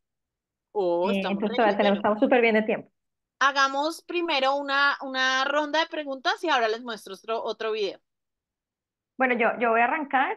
Susana, qué charla tan chévere. Me encanta que tienes un resto de cosas, de técnicas, como que toda tu historia académica en un super shot de datos. Me dan ganas de salir a estudiar mamíferos marinos. Me aguanto, pero muy chévere. Pero yo te tengo una pregunta. Con esto de ADN ambiental, usualmente lo que se secuencia es un barcode, ¿cierto? Esto es citocromo con uno, ¿cierto? Tú puedes, depende, tú puedes utilizar distintos tipos de barcodes o de códigos de barras genéticos. Ok, dependiendo del Eh, grupo de interés, sí, supongo. O sea, también. pero por ejemplo, si tú, por ejemplo, para mamíferos marinos, asumo que es con uno que es como para lo que más hay para todos los mamíferos. Tú puedes usar, por ejemplo, nosotros hemos usado mucho, hemos usado para mamíferos marinos, hemos usado dos, hemos usado 12S mitocondrial y hemos usado que permite bien la identificación, digamos, a nivel de grupos como tal grandes, como de órdenes y de Ya. ya a nivel también de género. Entonces es bastante chévere el 12S. Y hemos utilizado 16S también, ya para mamíferos marinos como tal, o sí, ese lo usamos para mamíferos marinos. Pero también puedes usar COI, puedes usar citocromo B, depende de los premios que quieras y de la pregunta en sí que quieras responder. Digamos que lo Y, chévere de 12S y de 16S es que hay unas bases de datos bastante completas y entonces eso te ayuda, pero obviamente todavía hay muchísima, por ejemplo, cuando haces trabajo en el Amazonas, en el Orinoco, muchas veces te salen especies que son de, no sé, del Magdalena, y entonces uno queda medio loco, pero es porque ahí, claro, hay especies o hay familias, hermanas en el Magdalena, y como no hay datos suficientes genéticos del Amazonas o del Orinoco, pues no tienes con quién comparar. Entonces, ahí está la importancia de tener unas muy buenas bases de datos. Y, Ahorita les cuento, ahorita estamos haciendo un proyecto que es medio locos, la verdad, porque yo no sé si ustedes saben la historia del pez graso de Tota, de la laguna de Tota en Boyacá. Resulta que el pez graso era un pescado rarísimo, bien feo el paqué. que Búsquenlo por ahí solamente por hay como Google, 2 busquen. especímenes en el ICN, Sí, que son exacto. O sea, hay espichados. como 11 especímenes en todo el mundo. Hay 11 y todos están en formol. Entonces no se puede sacar ADN. Entonces resulta que hace unos años a mí me contactó José Iván Mojica, en paz descanse, que era pues el gran profesor de ictiología de la Nacional, que estaban buscando el pez graso. Querían otra vez intentar ver si realmente está extinto. Ese pescado se declaró extinto como en los años 60. Y entonces está como toda esta gran incógnita de si realmente está extinto o no. Entonces, pues una técnica para buscarlo es ADN ambiental. Ahora, aquí tenemos la dificultad que no tenemos secuencias Referencia. de la especie que estamos buscando. Entonces es un poco enredado porque nos toca hacerlo al revés. Nos tocó generar secuencias de 12S muy corticas, además, porque acuérdense, el ADN ambiental puede estar muy degradado. Entonces uno genera pedacitos como entre 80 y 120 pares de bases. Entonces lo que estamos haciendo, nos tocó hacer para Tota es irnos a Tota, capturar peces, menos mal son poquitas especies. Está el capitán de la sabana, está otro que se llama el capitanejo, está la guapucha y está la trucha. Entonces, menos mal, cogimos especímenes de estas especies, secuenciamos ese pedacito del 12S y cogimos el agua, hicimos todo el análisis del ADN ambiental y cualquier cosa que aparezca como pez y dentro de una familia que se llaman tricomicteridos, que son estos peces dentro del cual está el pez graso de Tota, si no se identifica más allá con ninguna de las secuencias que generamos, es probable que sea el pez graso. Pero entonces fíjense que es una aproximación como al revés, como nos tocó desde generar las secuencias para comparar, para poder saber si está o no está este pescado. Entonces el proyecto es de locos. Todavía no sabemos si encontramos o no encontramos el pez. En el ICN había un espécimen que al parecer había estado en alcohol desde el año 1960, no, desde el año 1957. Extrajimos el ADN, intentamos amplificar ese pedacito, no funcionó, o sea que no tenemos pez graso para comparar. Pero bueno, ahí vamos en esa búsqueda. Pero antes de darle la palabra a Sahiri, si por ejemplo tú tienes dentro de ese batch de secuencias que tú obtienes con el ADN ambiental, y si tú digamos que pudieras definir una especie, o sea que algunas secuencias son de una especie específica, no de un género, sino de una especie, Ujú. y si tú tienes ahí haplotipos, tú podrías estimar cuántos, o sea, por lo menos decir, al menos tengo 10 individuos en esta muestra. O sea, sí se podría Sí, hacer alguna estimación de abundancia. se podría hacer una estimación si, por ejemplo, que es algo, ese es otro proyecto que estamos haciendo ahorita, que es con Sotalia, otra vez vuelvo al famoso Sotalia tan difícil de muestrear. Dijimos, bueno, ¿y qué tal que uno pudiera hacer, si uno pudiera hacer estructura poblacional con ADN ambiental? Entonces, por ejemplo, lo que estamos haciendo entonces es, o sea, salimos, buscamos los grupos de delfines y apenas vemos los delfines, ¡pum! Lanzamos una botella de estas de Van Dorp que se cierra y entonces ahí estamos cogiendo agua de la zona donde pasaron los delfines. Y eso lo filtramos y de ahí podemos amplificar, digamos, amplificamos por un lado el 12S como para tener un control positivo de que sí hay ADN de delfín y estamos amplificando región control de ADN mitocondrial, que es como una aproximación, digamos, desde lo mitocondrial para nivel poblacional, para ver diferencias en las poblaciones de estos linajes maternos y ver si con eso podemos hacer algo a nivel poblacional. Entonces estamos haciendo eso. Hasta el momento hemos logrado obtener ADN delfín, que es como, yay. Eh, y ahora nos toca es empezar a hacer las amplificaciones de región control. Súper. Bueno, ahora sí. Sahiri. Hola, una pregunta. ¿Cómo se podría captar ADN ambiental, pero ya de un entorno terrestre? O sea, porque le veo muchas aplicaciones respecto a la conservación marítima, pero ¿cómo lo podríamos hacer terrestre, tipo netamente terrestre? Mira, actualmente, digamos, la gente con la que yo hago esto es una empresa en Inglaterra y ellos tienen, por ejemplo, ellos venden kits para ecosistemas acuáticos, pero también venden para que tú puedas colectar suelo y puedas procesar ese suelo y extraer el ADN del suelo con unos buffers especiales para que tú puedas coger la muestra de suelo y sacar, digamos, de alguna manera conservar el ADN que había en ese suelo. Gracias. ¿Más preguntas? Yo voy a meter la cucharada ahí. En algún lado yo había visto, me había leído un artículo que estaba sacando ADN ambiental de telas de araña. Sí, De, increíble. de, Imagínate de, poder saber las presas no, y o y de sea, identificar la identificación de qué telaraña. hay alrededor. Entonces la pluma pasa por ahí, se pega, deja ADN y estaban sacando, usando eso como muestra para sacar ADN terrestre. Súper chévere. Increíble. Y por ejemplo, también lo hacen con aire. Entonces, la otra vez hay un estudio que pusieron como un filtro de aire en un zoológico, como para hacer como en un ambiente controlado, a ver si de verdad funcionaba. Y cogieron aire, o sea, filtraron el aire y después extrajeron el ADN del filtro. Y, pues, o sea, y podían, si este es el elefante, el hipopótamo, no Mm, sé qué, todos los animales de las zonas del zoológico donde habían muestrado. súper chévere. ¿Más preguntas? ¿Quién más tiene preguntas por ahí?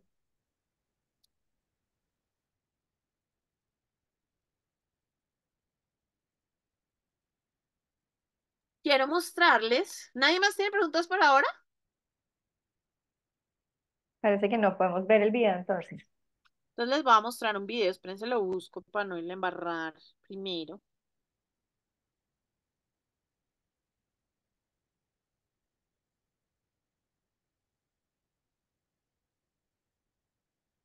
Porque yo también he tenido una oportunidad increíble que es poder hacer investigación en Antártica.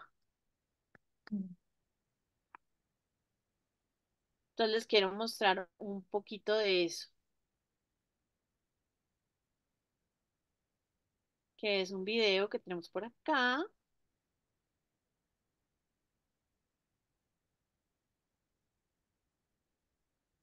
¿Ese viaje a la Antártica que hiciste fue el año pasado o hace 2 años ya?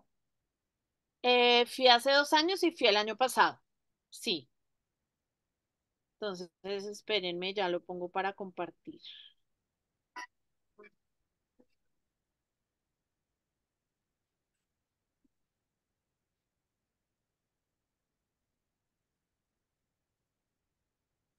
Cuéntenme si ahí están viendo. Está cargando. Ya. Ok, ¿listo?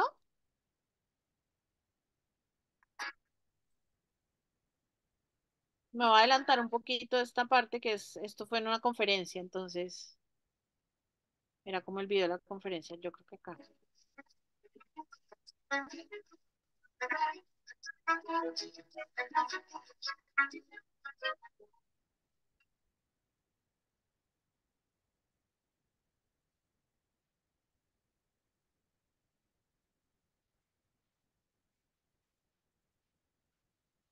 ¿Estás compartiendo el audio? Porque yo no oigo nada.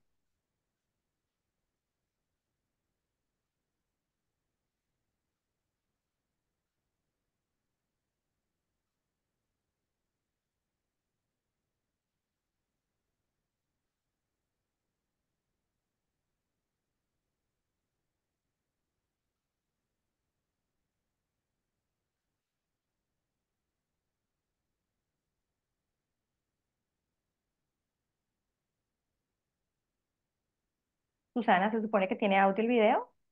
Sí, ¿no se oye? No. O por lo menos yo no oigo nada. ¿Alguien oye algo?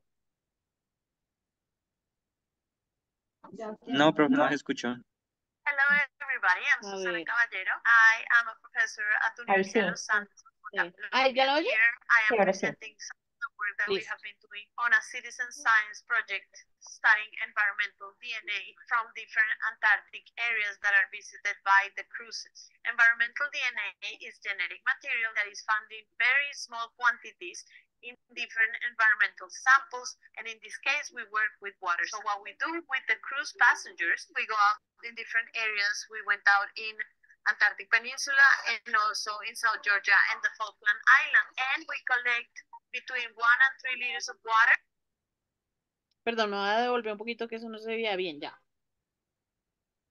Colombia. Here I am presenting some of the work that we have been doing on a citizen science project studying environmental DNA from different Antarctic areas that are visited by the cruises. Environmental DNA is genetic material that is found in very small quantities in different environmental samples, and in this case we work with water. So what we do with the cruise passengers, we go out in different areas. We went out in Antarctic Peninsula and also in South Georgia and the Falkland Islands. And we collect between 1 and 3 liters of water along a transect every 50 meters.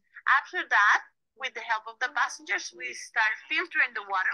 Once these samples have been extracted and sequenced, it allows us to identify which species of vertebrates are found in that environmental DNA. So we found a lot of different marine mammal species, including 5 different seal species: the elephant seals, the Antarctic fur seals, the leopard seals, the Weddell and crab eater seals. And we were also able to find 5 species of cetaceans, including the orca. We also found the humpback whale in many locations around the Antarctic Peninsula, which is their main feeding area, and the common minke whale and the southern minke whale. We also found the pale dolphins distributed in different locations. We're able to collect DNA from 3 different penguin species: the king penguin, the Gentoo penguin, and the chinstrap penguin. I want to acknowledge all the support and help provided by Hurtigruten Expeditions and Hurtigruten Foundation over these 2 years of being invited as a guest scientist in the ships. It has been an amazing opportunity to increase our knowledge on our two species in Antarctic Peninsula.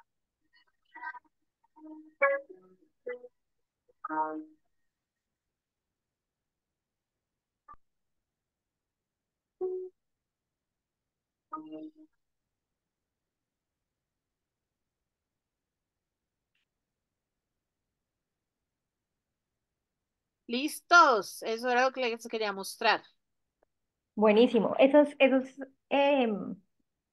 barcos a los que te invitan son barcos donde van turistas a hacer tour y se pega un grupo de científicos a hacer cosas relacionadas con ciencia y montan a todo el mundo en el parche, ¿o cómo Sí, funciona? o sea, esta empresa, ¿verdad? O sea, uno oye hablar cosas terribles de los cruceros y pues todas las embarradas que se mandan y la contaminación y todo eso, pero uno nunca puede generalizar y hay empresas que hacen las cosas bien. Y esta es una de esas empresas que hace las cosas bien. Ya es una empresa noruega que se llama Hurtigruten, y ellos desde hace ya varios años llevan turistas a Antártica. El ir como turista a Antártica no es que cualquiera pueda llevar un barco lleno de turistas a la Antártica. Hay una asociación que se llama IATO, que es la asociación, digamos, que agrupa a las empresas turísticas que hacen turismo en Antártica y tienen unos requerimientos súper exigentes de a dónde pueden ir, cuántos pasajeros pueden llevar a ciertos lugares, cuántas horas, cuánto tiempo pueden estar ahí, etcétera. Entonces está bastante bien organizado. Y ellos, digamos, tienen, que eso es otra cosa chévere, porque uno cuando estudia biología uno piensa, no, pues voy a tener que estar en academia o no sé, en campo, pero uno nunca piensa que de pronto puede hacer otro tipo de trabajos. Entonces ellos tienen lo que se llama un expedition team, que es un grupo de jóvenes, pues de personas, de profesionales, que básicamente gran mayoría son de carreras científicas, hay también de carreras sociales, pero hay muchísimos biólogos, etcétera, que lo que hacen es van en estas expediciones, además les pagan re bien, les pagan como $300 al día. Ellos están encargados, digamos, de organizar, de hacer toda la logística para que las personas, los turistas, se puedan bajar en los distintos lugares, pero también hacen actividades de ciencia con los pasajeros. Entonces, por ejemplo, toman muestras de fitoplancton, hacen para varios proyectos, colaboran en varios proyectos, por ejemplo, que hay uno que se llama, ¿cómo es que se llama? Bueno, no me acuerdo, uno que es todo sobre fitoplancton antártico. Entonces, cada vez que van, cogen muestras, algunos científicos van o piden que tomen muestras, por ejemplo, de agua o del hielo, etcétera. Nosotros, por ejemplo, ellos también apoyan a científicos que pueden presentar un proyecto para hacer con los barcos.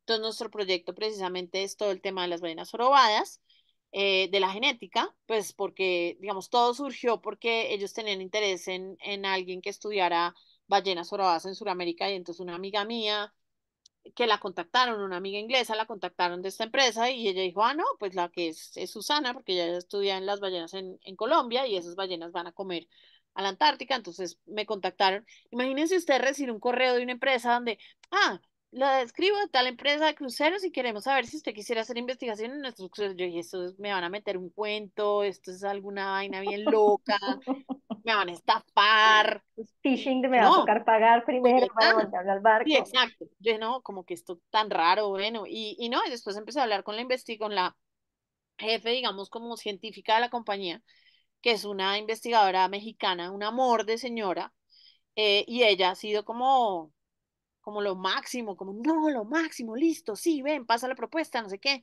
Em, entonces ha sido increíble y pues a ellos, digamos, les gusta mucho el proyecto que estamos haciendo porque precisamente involucra a los pasajeros, porque hay otros investigadores que van y hacen el trabajo, pero pues su trabajo no implica necesariamente como involucrar tanto a los pasajeros, mientras que lo que nosotros hacemos sí los involucra directamente y es una nota porque pues imagínense gente que nunca en su vida ha hecho nada científico y tiene la oportunidad de salir y ir a muestrar ballenas jorobadas con nosotros, es de locos, o sea, la gente es como, no, yo quiero, por favor. Y el primer año fuimos en un barco que era de 250 pasajeros, estábamos saliendo del COVID, entonces había menos gente, eran como 90 pasajeros o 100. Entonces los que querían salir con nosotros salían, eso era fácil. El segundo año fuimos en el barco que es para 500 pasajeros, entonces entonces obviamente era mucha más gente, entonces nos tocaba hacer como un sorteo de los cupos en la lancha para salir con nosotros, o sea, era un poco más difícil, pero lo que siempre buscábamos era que los pasajeros pudieran ir con nosotros. Y con el tema del ADN ambiental, pues ha sido increíble, porque este video que hicimos lo están presentando en los barcos, precisamente como para mostrar como el tipo de investigación que se puede hacer y que se está haciendo con ellos. Y recientemente empezamos otro proyecto de locos completos, que es hacer genética de esa foca leopardo que ustedes vieron ahí con esa carita de asesino. Esas focas son increíbles y nadie las ha estudiado desde la genética. Es como, ¿qué? ¿Cómo así? Entonces nosotros hace unos años, con una de mis estudiantes de pregrado y con colaboradores del programa antártico argentino y del programa antártico colombiano, eh, tuvimos acceso a unas muestras de los argentinos y empezamos a hacer como lo más sencillo, secuenciación de ADN mitocondrial de la región control y fue el primer artículo sobre genética, algo de genética de focas leopardo en el mundo. Fue como, ¿qué? Nosotros chiquiticos haciendo esto, wow. Entonces después nos dieron ganas de mostrar, de mostrar focas leopardo. Y ustedes las ven y uno le dan un terror porque son unos animalones con estas bocas y uno ha visto todos los videos de cómo se comen los pingüinos y todo y uno como no, pero si le disparo a esta cosa me va a comer. Y es rarísimo porque entonces dijimos, bueno, intentémoslo. Entonces pasamos la propuesta a Hurtigruten con ese otro componente de, bueno, queremos empezar a hacer más genética y genómica de focas leopardo y mostrar esos animales ha sido increíble porque la respuesta de los animales es, claro, uno, imagínense, uno, ¡pum!, les dispara, les saca un pedazo, ¿cierto? Una biopsia chiquitita, pero igual, ¿no? Y el ruido del rifle es como ¡pum!, cuando dispara y todo eso. Y entonces los animales, uno dice, no, ese bicho se me va a venir detrás y me va a morder. Y se quedan así, como que uno les dispara y se quedan como, hacen como, abren la boca como, ay, me dolió, pero no gritan, no hacen ruido, nada, y después lo miran a uno como, ¿qué me hizo usted? Pero lo miran a uno desde el hielo, como, y a veces es una embarrada, porque a veces se quedan encima, o sea, queda el dardo al ladito de la foca no se mueve y nosotros como, Chu, vete chu. de ahí para poder coger el... Entonces, bueno, hemos perdido varios dardos, pero hemos logrado muestras que no es nada fácil, pero pues algo se logra. Súper chévere. Súper, súper chévere. ¿Alguien más tiene alguna pregunta para Susana? Que se les haya quedado por ahí de los que están en el salón reunidos, de pronto hay alguien. Pregunten lo que quieran, chicos. Cero pena, cero oso, cero nada. Aprovechen que Susana es una bacana, sabe un resto de cosas de mamíferos marinos y de más cosas, algo de técnicas. Yo tenía una pregunta al principio, en la parte cuando hablaste del primer proyecto, que Sahiri me medio robó la pregunta, pero cuando en la parte que tú tienes de estas ballenas que están migrando desde Colombia, que tienes como muestras en diferentes partes, y bueno, los machos son los que están migrando más, no se podía usar ADN ambiental para detectar, bueno, porque debes tener linajes muy claros de herencia materna, que es más como, la palabra no es conservada, pero más, o sea, como más que se queda más y el ADN de los machos es el que debe estar Sí, como mezclado entre todas las poblaciones, pero la línea mitocondrial debe ser más pura, súper clara. digámoslo así. Entonces, Sí. si usan si usas ADN ambiental para detectar, bueno, ¿dónde son esos puntos donde hay un mix de poblaciones? ¿Eso se podría detectar? Eso se podría detectar. De pronto, con, digamos, la manera en que hacemos ahora ADN mental, de pronto es un poco mucho pedir, pero yo creo que en los próximos años se va a poder detectar Mm. mucho más de eso. Y lo otro que uno puede detectar es la zona, la ruta, ¿cierto? Porque ahora la manera de detectar la ruta es poniéndole un marcador satelital a una ballena, Sí. pero uno podría tomar muestras de tú, no sé, en los fiordos en Magallanes y después en Perú y después en Ecuador, y seguir la ruta. Sería una nota. Esa muestra que uno tiene de ADN ambiental daría para hacer genómica, No, en RAT-seq o estos algo así, casos ¿no alcanza?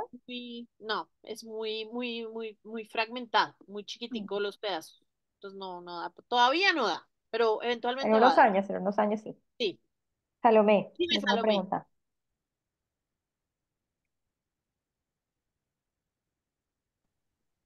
Hola, Ahí te oímos. Hola, aquí tenemos dos preguntas. cuéntenme. Yo tengo una y es que si con respecto a las ballenas u otros mamíferos marinos han hecho como, si han tenido como proyectos relacionados con como metagenómica o microbioma como asociado a las comunidades, pues porque Sí, ahora que hablan de secuenciación y como de secuenciar no un organismo al tiempo, sino varios asociados, pues me llamó la atención si lo han sí, hecho para ver si hay como aspectos diferenciales dependiendo de la población. pues digamos que hasta ese punto no hemos llegado, pero hemos llegado, por ejemplo, ahorita estamos haciendo un proyecto de microbiomas de piel de ballenas probadas tomadas en zonas de cría y en zonas de alimentación y ver si hay un cambio en las bacterias en la piel, dependiendo del lugar en donde están y el momento del, digamos, del ciclo de vida en el que están. Entonces, eso sí lo hemos hecho.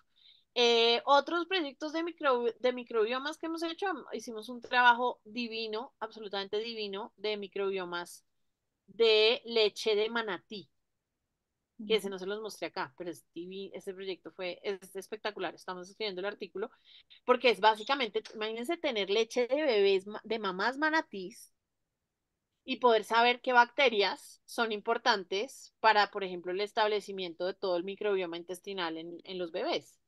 Y esto con miras a hacer, a producir, digamos, nosotros lo que queríamos hacer y lo que logramos hacer fue cultivar ciertas de estas bacterias de la leche, que eran parte del microbioma de la leche, que encontramos que eran importantes, por ejemplo, en degradación de grasa, en establecimiento de microbioma intestinal, etcétera, y poder hacer como hagan de cuenta un polvo de probióticos para poderle dar a los bebés manatíes que sean huérfanos, que es un lío poderlos cuidar y poderlos rehabilitar y que logren llegar a edad adulta y cuando empiezan a comer plantas, imagínense los pobres les da constipación, se constipan los bebés y entonces toca hacerles un masaje, ¿cierto, Rosario? Como nosotras mamás que somos, que sabemos que a los bebés les da cólico y entonces hay que hacerles un masaje en la barriga. A los bebés manatíes toca hacerles eso porque, claro, como no han tenido mamá, No tienen entonces no se les bacterias. establece bien el Ujú. microbioma intestinal, entonces tienen problemas para degradar las plantas. Entonces, es todo un proceso. Entonces, lo que estamos en este instante, lo que estamos haciendo es escribiendo ese artículo, a ver si podemos conseguir más plata para poder conseguir, para poder seguir investigando y poder producir ese probiótico. Increíble. Es una vez, ese proyecto es divino, es absolutamente de morir. Fotos. ¿Y la otra pregunta? Yo. La otra pregunta es, bueno, te cuento un poquito, yo estoy haciendo mi proyecto de grado con tortugas marinas con Verdes y Carey en Ajá. Bayamala. Ay, Y chévere, ¿con quién estás trabajando? con la profe María Isabel. Y allá, con los datos que tengo, la mayor parte de los datos son de Andes que han hecho caracterización. Entonces quería saber si de pronto sabes cómo en qué están o si han hecho proyectos allá o qué cosas han hecho allá. Nosotros hicimos una tesis, dos tesis, espérate, una de maestría y una de pregrado, haciendo como mirando el origen, como un análisis que se llama de stock mixtos, que es como ver, digamos, de lo que está llegando acá a alimentarse, de dónde viene, de qué zona, en qué zona nacieron. Entonces nosotros hemos hecho ese trabajo. Y eso es súper interesante, eso lo puedes hacer si tienes muestras de ADN, Ujú. escríbeme y hacemos un análisis. Buscamos Vale, platica para hacerlo porque es muy interesante lo que se puede encontrar con tortugas. muchas gracias. Chéverísimo. ¿Alguien más tiene alguna pregunta? ¿No? Bueno, ya nos estamos acercando a las 6, entonces, Susana, mil y mil y mil gracias por esa charla tan chévere. Como siempre, un placer verte y oírte y enterarse de todas las cosas bacanas que estás haciendo ahora. Y esperamos ver todos los artículos que están en proceso con el ADN ambiental y todo lo demás que estás haciendo. Mil Claro que gracias. sí. Y Muchas pues gracias. como te contaba, me voy, pero el que uno se vaya no quiere decir que se olvide de nadie, ni de los amigos, No, ni por del supuesto que país, ni no. nada. Entonces me voy a una Ya tenemos universidad, un contacto más al norte. claro, me voy a una universidad en la Florida que se llama Nova Southeastern. Voy a estar armando un laboratorio allá y haciendo proyectos en otros lugares. Y acá en Colombia voy a continuar con mis labores de investigación, ese es el plan. Entonces, Súper, nada, o sea, los que quieran mirar esa universidad, mirar posibilidades de maestrías, de becas, de cosas, existen. Así que todo súper. se puede. Entonces, todos los que están por ahí interesados en hacer cosas con genética de poblaciones, con conservación, con mamíferos marinos o pescados también, cosas acuáticas, Susana es una bacana, además sabe un resto, en serio. Entonces, muchas cosas por aprender con ella, definitivamente. Y Chéverísimo. muchísima suerte Gracias, instalando tu Ari. nuevo laboratorio. Qué emoción. Gracias, gracias, gracias. Pues nada, seguiremos en contacto Sí. y obviamente el próximo año, el próximo semestre, con todo el gusto me avisan Bueno, y lo hago listo. donde esté, desde Súper, cualquier lugar del súper. mundo. Fantástico. Te volveremos a contactar sin duda alguna. Chéverísimo. Muy Muchas bien. gracias. Bueno, gracias a ti. Vale, Bueno, cuídense chicos, mucho, chicos. Que les vaya chao. bien. Gracias. Chao a Chao. todos. Mil Muchas gracias. gracias. Gracias. Hasta luego, gracias por la Chao. charla. Gracias. Chao. Sí, gracias.